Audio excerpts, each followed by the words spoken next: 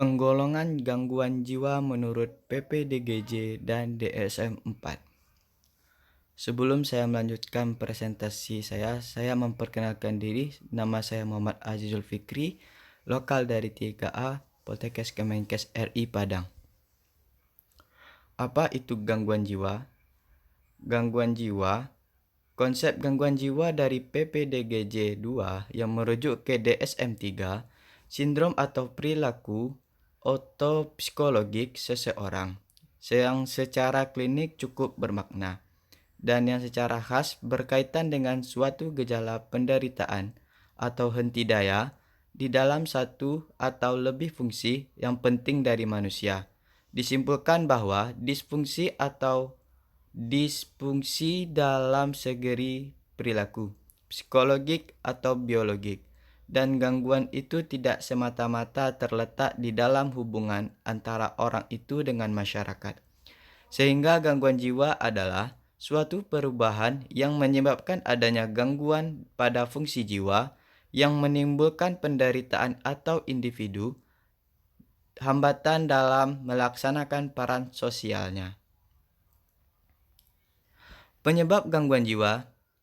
Sumber penyebab gangguan jiwa dipengaruhi oleh faktor menurut Yosef dalam jurnal Nopwati 2013, yaitu yang pertama, faktor somatik atau somatogenik atau organobiologis, yang kedua psikologik, yang ketiga faktor sosial budaya.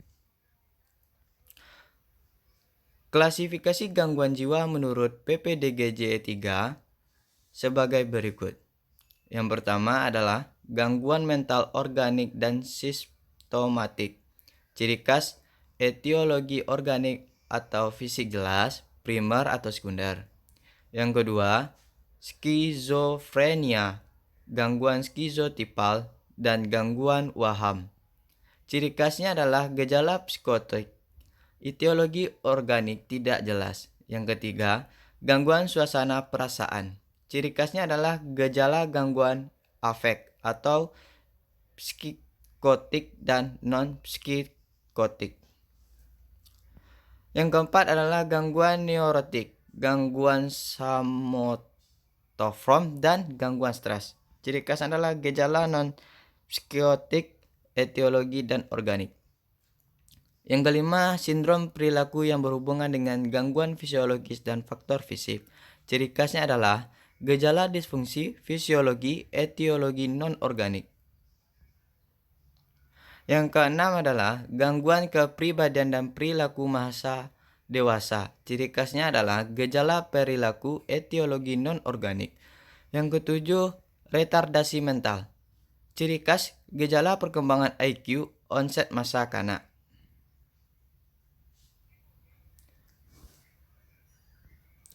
Diagnosis multiaksial menurut DSM-4. Pedoman penggolongan penyakit dan diagnosis gangguan jiwa atau PPDGJ merujuk pada standar dan sistem pengkodean dari International Classification of Disease dan sistem multisis dan diagnosis and statistical manual of mental disease. Berikut sedikit dijelaskan sekilas tentang DSM yang dikeluarkan oleh American Psychiatric Association dan ICD yang dikeluarkan oleh WHO. DSM-1 telah selesai disusun pada tahun 1952 oleh American Psychiatric Association. Edisi kedua dikeluarkan pada tahun 1968, kemudian disusul setelahnya edisi 13 pada tahun 1980, yang akhirnya dilakukan revisi kembali pada tahun 1987 yaitu DSM-3R. Dan pada tahun 1994, APA mengeluarkan lagi DSM-4, yang akhirnya direvisi kembali menjadi DSM-4-TR.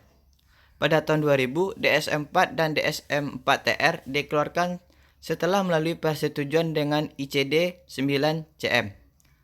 ICD sudah digunakan lebih lama, dan pada saat ini infrastruktur ICD telah menginvestasikan dalam perkembangan sistem pengkodean komputer dan sistem diagnosis. Dari sumber lain berbahasa Indonesia yang dikatakan DSM-4, didesain untuk mendampingi ICD-10 yang disusun pada tahun 1992. Pada tahun itu terdapat konsensus yang kuat bahwa sistem diagnosis di UCA harus sesuai dengan klarifikasi penyakit internasional.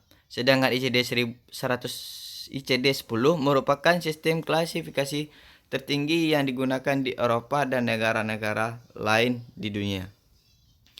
Klasifikasi yang paling populer digunakan orang adalah klasifikasi gangguan yang dikemukakan oleh American Psychiatric Association pada tahun 1952 yang akhirnya pada tahun 1992 telah berhasil melahirkan Diagnosis and Statistical Manual of Mental Disorder.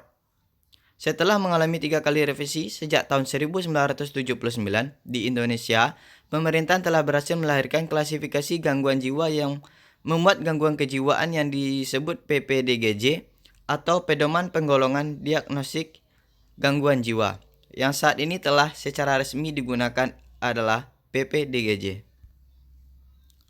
Proses diagnosis gangguan jiwa. Proses diagnosis gangguan jiwa mengikuti prosedur klinis yang lazim. Pada pemeriksaan medis yang dilakukan langkah-langkah berikut. Yang pertama, amnesia dengan menyatakan alasan berobat, riwayat gangguan sekarang, riwayat gangguan dahulu, riwayat perkembangan diri, latar belakang sosial, keluarga, pendidikan, pekerjaan, dan lain-lain. Yang kedua, pemeriksaan meliputi yang pertama fisik, status mental, lab, radiologik, evaluasi psikologik. Yang ketiga, diagnosis. Akses 1 itu klinis, akses 2 kepribadian, akses ketiga kondisi medik, akses 4 psikososial, yang akses kelima taraf fungsi. Yang keempat adalah terapi, farmakoterapi, psikoterapi, terapi sosial, terapi okupasional, terapi lainnya.